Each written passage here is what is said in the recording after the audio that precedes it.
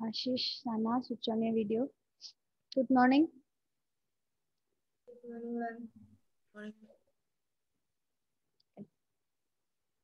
Okay, who can tell me what we learned in the last class?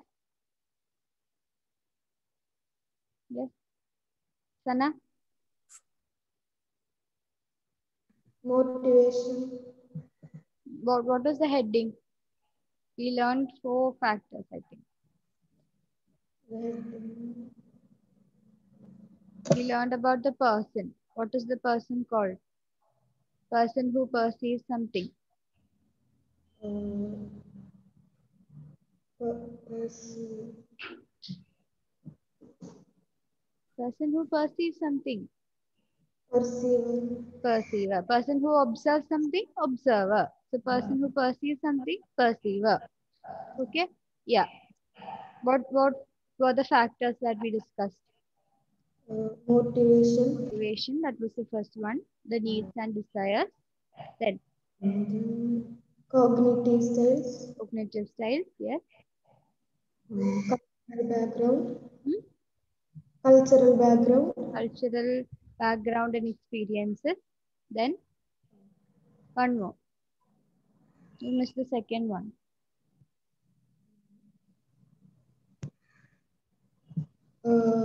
Expectations. Expectations, or it is called, the new word was perceptual. Perceptual. Perceptual set. Perceptual set. Okay. Any doubt in that topic? Anybody? Any doubt? No. Okay. Shall we continue then? Okay. The next one is principles of perceptual organization. Principles of perceptual organization. Principles of perceptual organization. Okay. Remember our gestural psychology? Yes or no?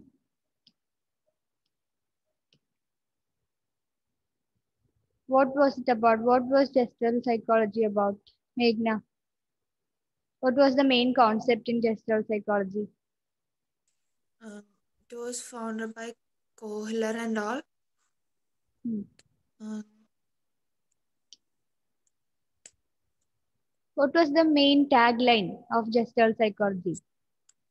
Whole is better than sum of its Yes, parts. whole is better than the sum of its parts. I told you all through the psychological studies that we do, you have to remember this. Whole is better than, or whole is greater than the sum of its parts. Okay, that's the main tagline of gestural psychology. Whole is greater than the sum of its parts. So, holism is given more importance. That is, if you see a vehicle, say a bike or a car, you don't see the specific the wheels, the handle, uh, the whole body, I mean the color, the paint, the door handle and all these things. You see the whole, or you perceive it as a whole. That is, you perceive it as a car or a bike as a whole. Okay. So that is the focus of gestural psychology. Hmm? And the the fact that all these things are organized into different objects or stimulus, that whole organization, that is known as form perception. It is known as form perception. See, write down the definition. The process of organizing, the process of organizing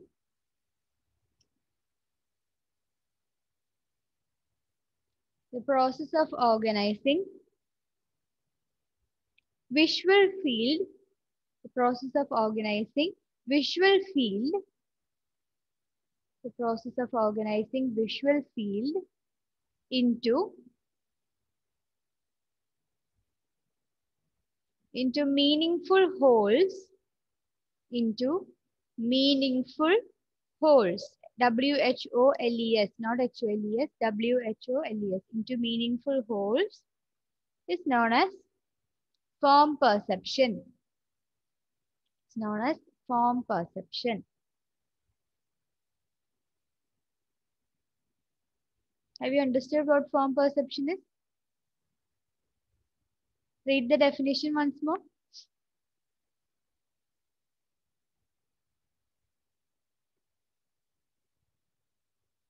Understood what form perception is?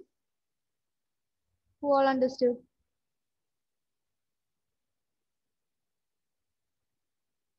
Aishwarya? Rest didn't understand? No. Aishwarya, can you explain what form perception is? I think like what we see, we interpret in a meaningful manner. Like if we see a dog, we think that okay, this is a dog. Yeah. Yeah. Please be clear. I didn't hear. We interpret our visual fields and make it into something meaningful. Like if we see something, we should understand that this is this thing. Okay. So look at the name. It is called form perception. The form, we perceive the form of the stimulus. That is, if say any musicians here, anybody who has learned music? No. You have learned a bit. Reina, yes, you learned about the keys, the high scale, low scale, all those things? No. The Music, like Carnatic, yes. like I instrument. can't hear. Please be a bit louder. I'm like instruments. Instruments. Like I have learned the basics. You have learned the basics of which instrument? Guitar. Guitar. Okay. What are the scientific or the professional things in that? Like we have keys. Even I do. Again, Ashish. Okay, Ashish, help. Keys, no? Keys. Keys and Like strings. strings. And we have even names for that, like A, B, E, G, D, E, D major, Yeah. E major, or we strike. Yeah. That's the point that I was going to make. Okay, when you hear a piece of music that is made out of guitar, you have a whole piece of music, right? Let it be a melody, and you hear this melody or a tune, and then you don't actually listen to the A, B, G, and all those things. You hear it as a melody. Yes or no? Yes, you organize all these A, B, C, D, or whatever it is into a whole piece of music. And this whole piece of music is what you perceive. Yes or no? And then if somebody asks you, if your music teacher asks you, you can find out the A notes, B notes, and all these things from that. Yes or no? That is form perception. You perceive its whole form. Okay? The specific things, that is the notes, the simple notes in music, you organize it together to form a whole. And then you perceive that whole. Similarly, when you see something, this is with the hearing thing. This is auditory sensation. We are learning about the perception of the auditory sensation in the form of music. Okay. And let's consider another example with the visual field. Visual field, let it be the example given in your textbook is a bicycle. You see the bicycle as a whole, not in terms of its chain, in terms of its handle, in terms of the seat, in terms of the rim and the tire. Yes or no? And then if you want, you can see the specific. But at once when you see, you realize or you perceive it as a bicycle. Yes or no? That is called form perception. That is, whatever stimulus you get, you organize everything into a whole and then you perceive it. That is form perception. Okay? Understood? Okay, fine. Now, several scholars have tried to answer such questions. What questions? Read that, please. Elvina, second paragraph, 99, page 99. On the left side. We distinguish figure from the ground on the basis of the following characteristics. figure has a definite form while the background is Think about the paragraph in the left side. Second paragraph in the left side. several scholars have tried to answer Second such paragraph, questions. man. You may wonder how different parts of an object are organized in a meaningful whole. Yes. You may also ask if there are certain factors that facilitate or inhibit this process of organization. Okay, fine. I told you when we see something or when we hear something, we we perceive the whole thing. We organize the stimulus into different wholes and then we perceive it. Yes or no? So we might think, may or may not think that are there any factors that influence this perception?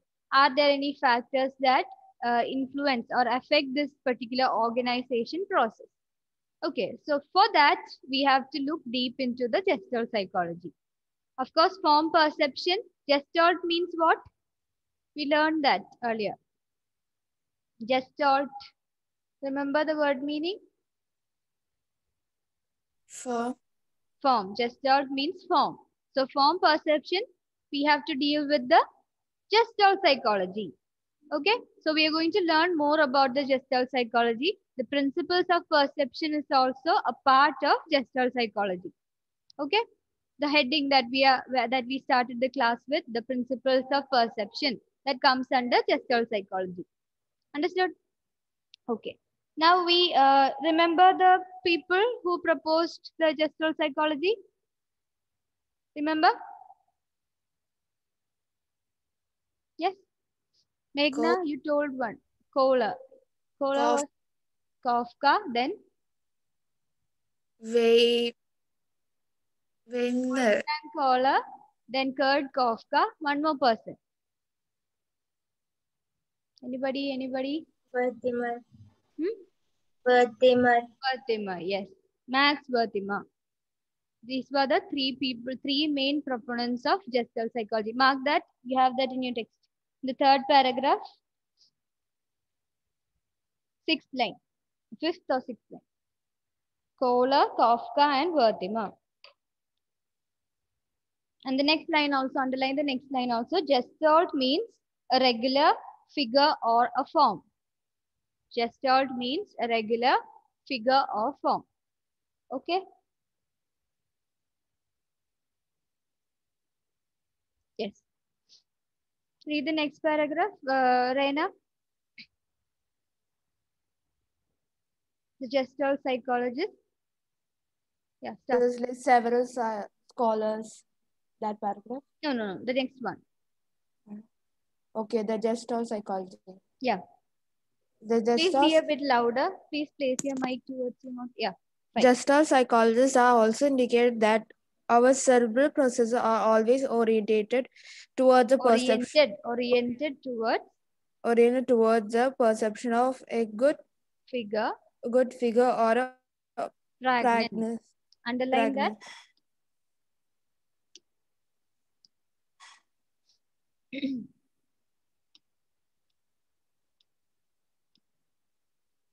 Can you see the screen? Yes. Okay.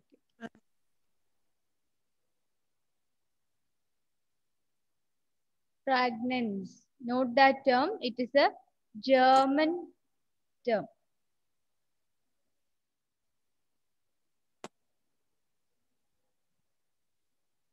Good figure or pragnance. You can refer to as good figure or pragnance.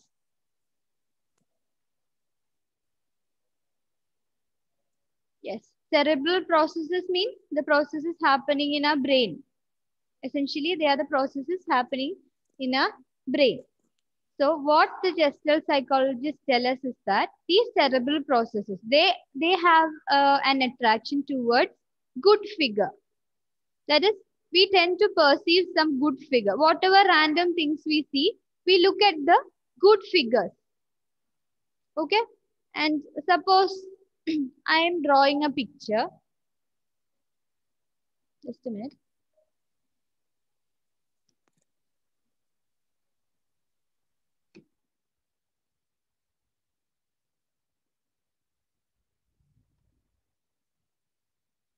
Okay, I have a frame and I'm drawing a picture here. See, I draw something and then I draw something with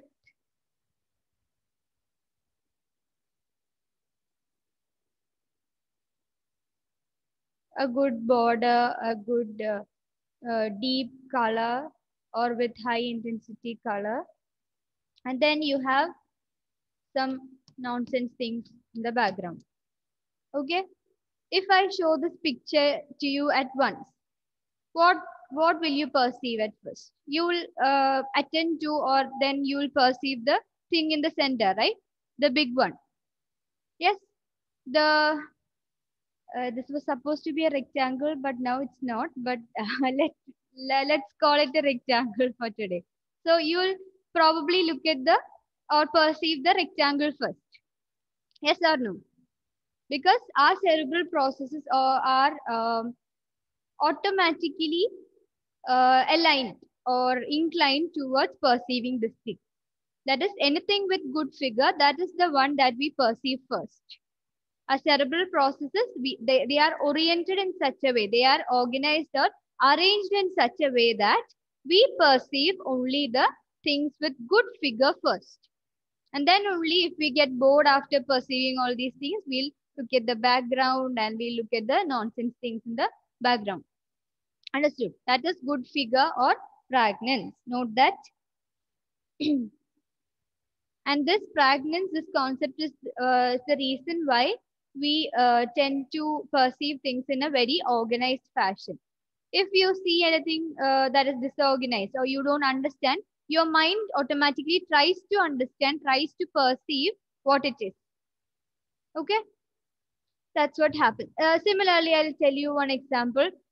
When you look at the clouds, hmm, clouds aren't form, they don't have a definite shape, right?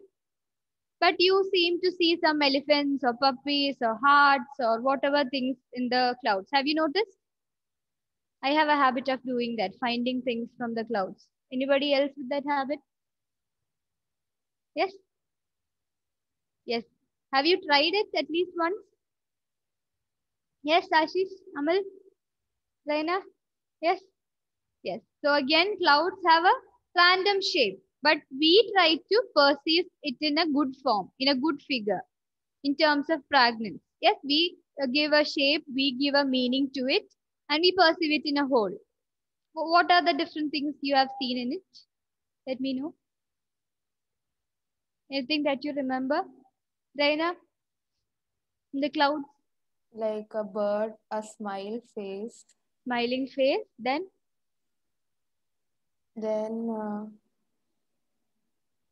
some like head with a lots of hair. Like okay. Have you seen the film, what was it? Spanish Masala. yeah, Yeah, remember the actor sitting in the street and then looking at the clouds and seeing an angel? yeah, okay, Remember? Yeah, yes, that's the same thing, fragments, because he has some nonsense things in the sky. He sees the clouds, the irregular forms of the clouds. He gives a good figure to it, he gives meaning to it, and he perceives it as an angel. Okay, that is the basic concept of good figure. Now, we have some other thing, that is, can you read, Meghna, read from the next line after good figure? That is the reason why. That is the reason why we perceive everything in an organized form. The most primitive organization takes place in the form of figure ground segregation.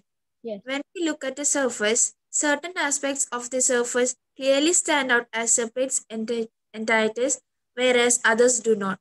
For example, when we see words on a page or a painting on a wall or birds flying in the sky, the words, the painting, and the birds stand out from the background and are perceived as figures, while the page, wall, and sky stay behind the figure and are perceived as background. Okay, fine. Now, next concept in this topic, that is figure ground segregation. How we call it figure ground relationship. Note that figure ground segregation. Figure ground segregation.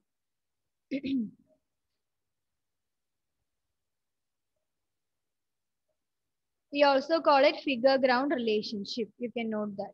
Or figure ground principle. We call it figure ground principle also.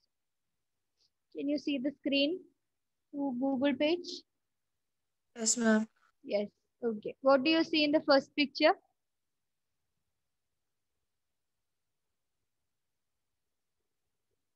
Amal, what do you see in the first picture?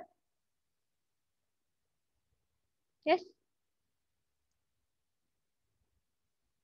Ma'am, two heads. Hmm? And two heads. Please be a little bit louder. I can't hear. Ma'am, two heads. Two heads. Okay. And the second picture, Aishwarya, what do you see in the center? A vase. A vase, a flower vase. Yes, it's the same picture. It's a bit zoomed. Yes, and you can see different forms. You can just look at the picture just below these two. You have three sets, right? Those are the same thing. In the first one, it is a bit zoomed. You can see two heads.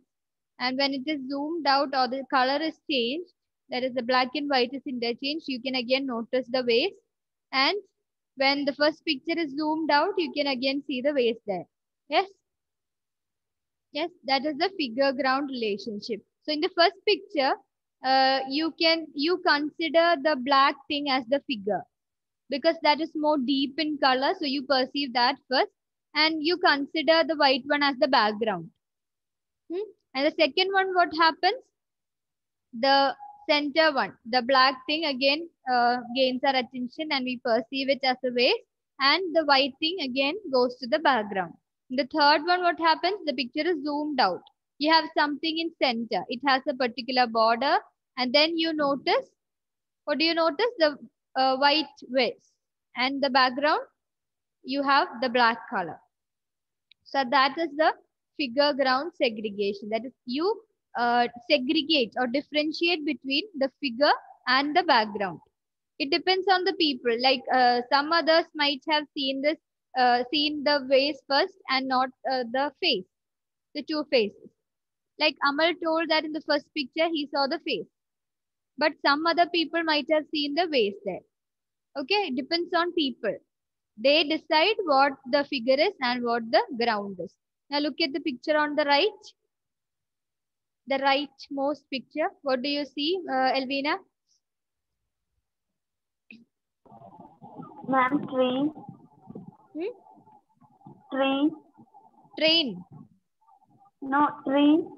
Tree. Not that. The other picture on the right. Like alphabet. Alphabet. Where do you see alphabets? I like the T shape. Which one are you talking about? Can't you see the what should I call that? Can the others? Okay, let's look at the tree one. Elvina sees the tree. Anybody else who sees anything else there? What? An animal. Some animal. Ashish, what did you tell? Gorilla. Gorilla, and along with that somebody else is there. Female tiger. Elvina, do you see that now? Yes, ma'am. Yes. So that's again the figure ground relationship. According to Elvina, what happened is her figure or the thing that she perceived as the figure was the tree, the black part, and the white became her background. Now for Ashish, Aishwarya and Meghna, what happened is you decided, or your cerebral processes were organized in such a way that you decided that the white thing is the figure and the black comes to the background. Okay?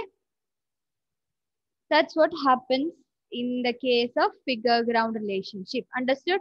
Or figure ground segregation. Segregation means differentiation or separation.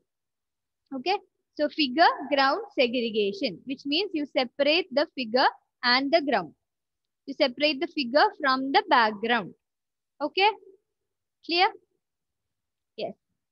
Now we have the main factors. And you have that same picture in figure 5.6. It is known as Rubens vase. Note that. Rubens vase. That picture is known as Rubens vase. Wow, always.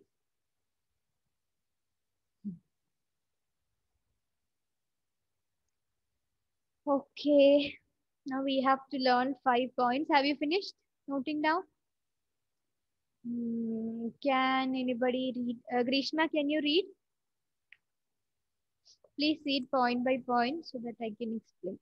The 5 points we have. We distinguish figure from the ground on the basis of the following characteristics. Figure has a definite form while the background is Please relatively be a bit formless. louder, dear. Figure has a definite form while the background is relatively formless. Okay. Figure has a particular what? Form. Figure has a form and it's different from the background while the background is relatively formless. Now I draw, wait.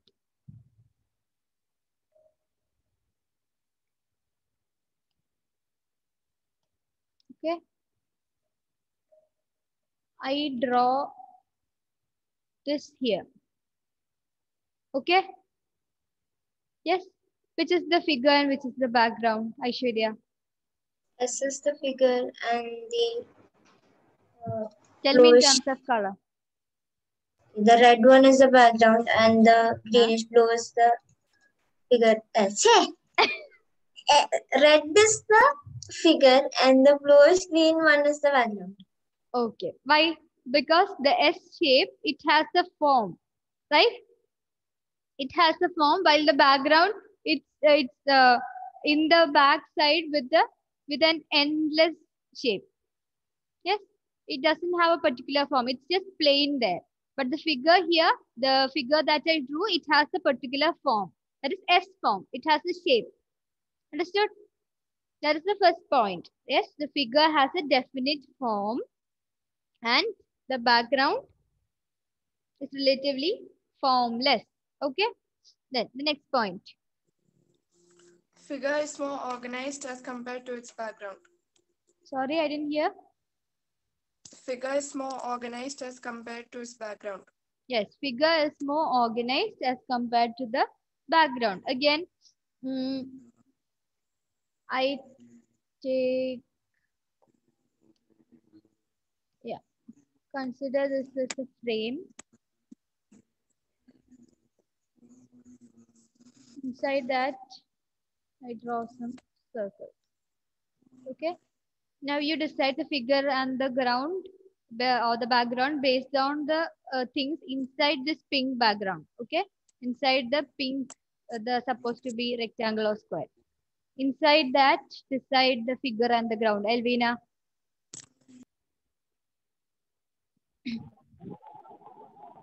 Pink dot is a figure and the square, the rectangle is the background. Yeah. So again, it is organized. The dots, the polka dots are organized in nature. It has a form, it has a shape. They are present in a particular organization than the background. Yes. So this forms the figure. The dots form the figure and the rest forms the background. Yes. The third point, who will read? Aishwarya, read. The figure has clear contour while the background is contourless. Yes. The figure has a clear contour. Contour means any makeup enthusiast here? Elvina is smiling. Elvina, what is contouring?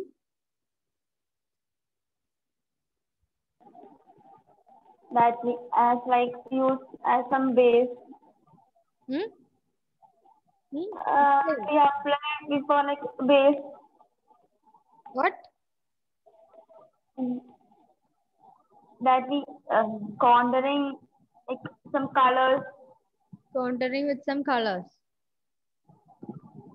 What is contouring done for in terms of makeup?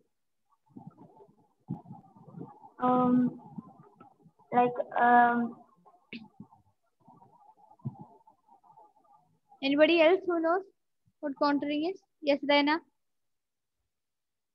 It's used to sharpen our like features, like cheeks and all to sharpen. Yes.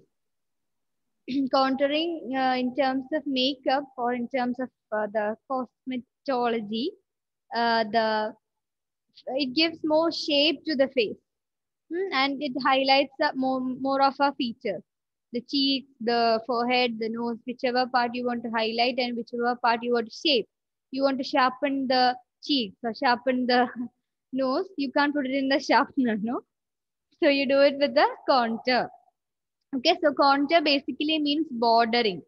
Contouring means bordering. So contour means a border, creating a border or creating an outline. It's given in your textbook, an outline. Okay. So figure has a clear contour while the background is contourless. Here you can see this particular figure. It has a background, right? Figure that I drew just now. I was trying to draw a circle, but unfortunately, just like the bullseye, it is formed into something else. So this has a particular outline.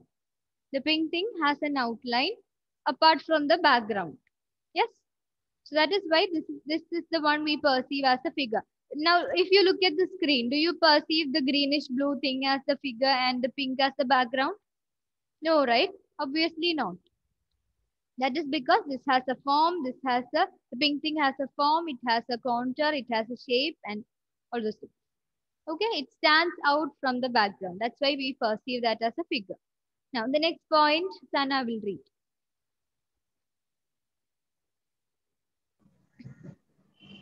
Figure stands out from the background while the background stays behind the figure. Figure stands out from the background while the background stays behind the figure. In the other picture, let me see if I can share.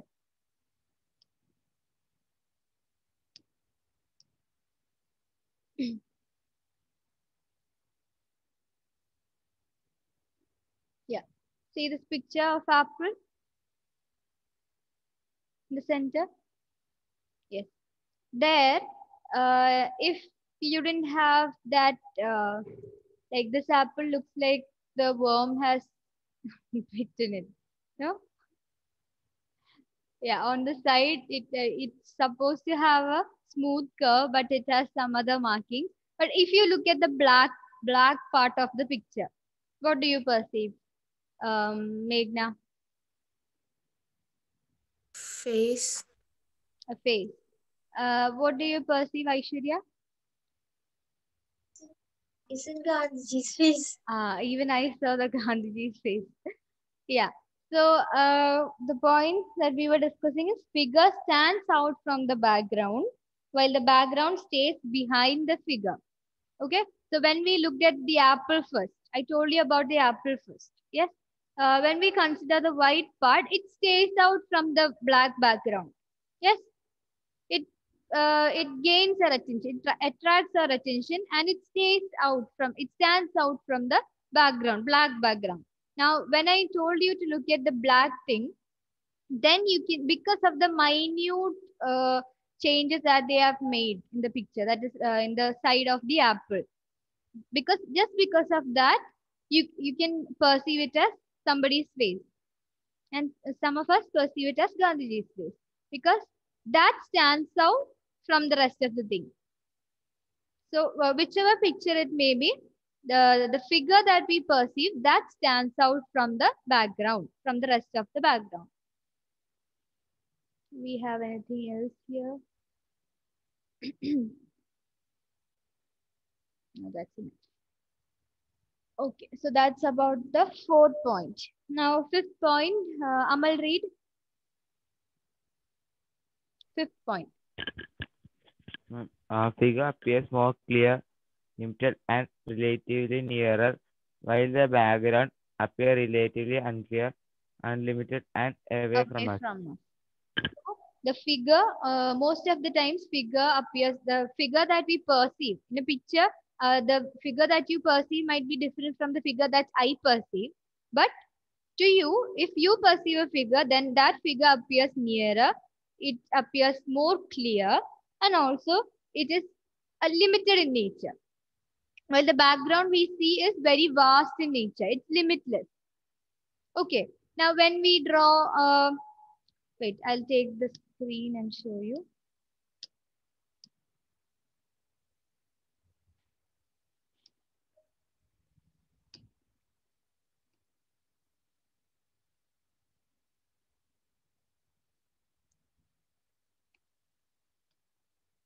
Okay. See, I draw a hill. This is supposed to be a hill. Don't mind, artist in the class, please don't mind. Yes, this is the hill, the sun, the cliche picture that we all used to draw in our childhood. Then we have a house.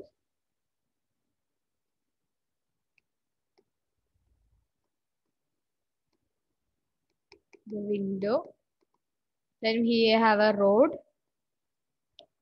And the usual thing, oh God, what happened? The usual thing, the cross. Okay? I'm a very good artist. I have to say that. Yeah. So this thing, the which are the figures that you see?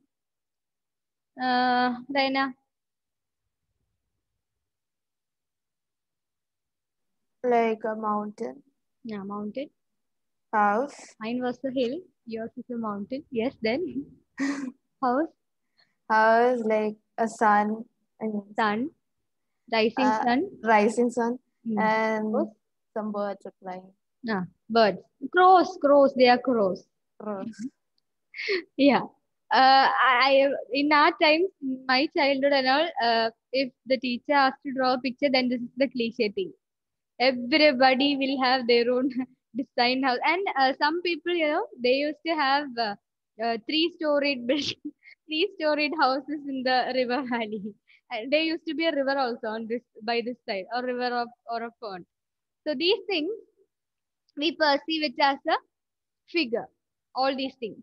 And the background is again the bluish green color. Yes or no? And these things appear near, but the background is limitless. Yes, you can perceive it as limitless. You can perceive that on the other side you have other trees, you have other forests, you have a lake, there might be a boat in the lake. So the background is limitless. But here, these figures, they are here. They are in front of you. There's a limit for all these things. Okay. That is our fifth point. Understood? Yes. So who can tell me the 5 points?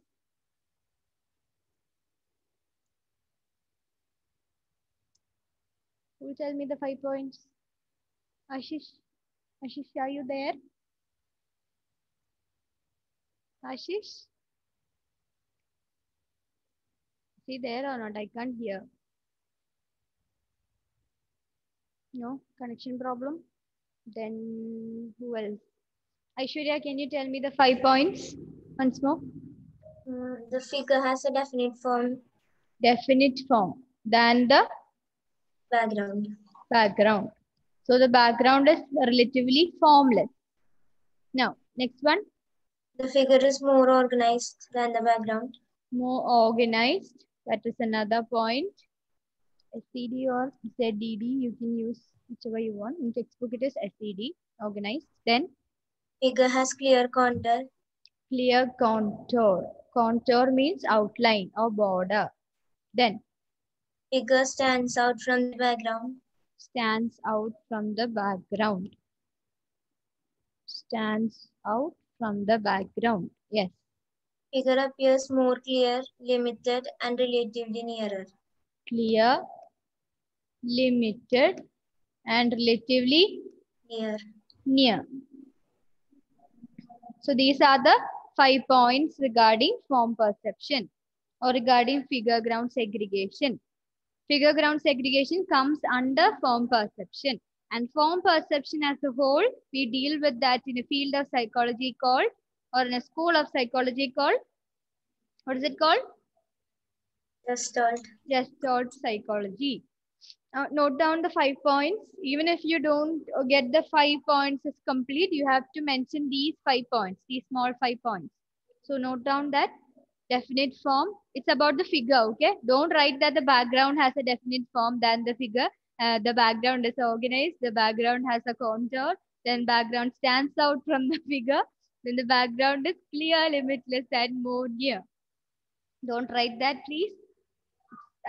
All these points are about the figure. The figure has a definite form. The figure is organized. The figure has a contour or outline. The figure stands out from the background. The figure is clear, limited, and near than the background. Okay. I hope it's time to stop. Yes.